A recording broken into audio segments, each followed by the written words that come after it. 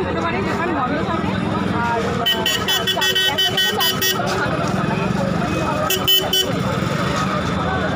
কেমন আছো? ভালো লাগে।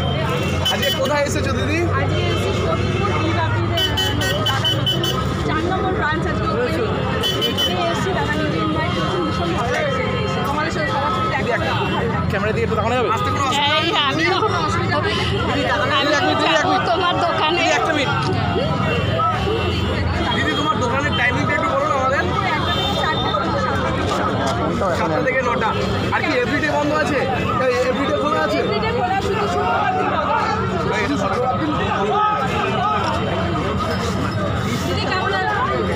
দিদি মাইকটা চলো মাইক এটা আজকে সোদপুর এসেছি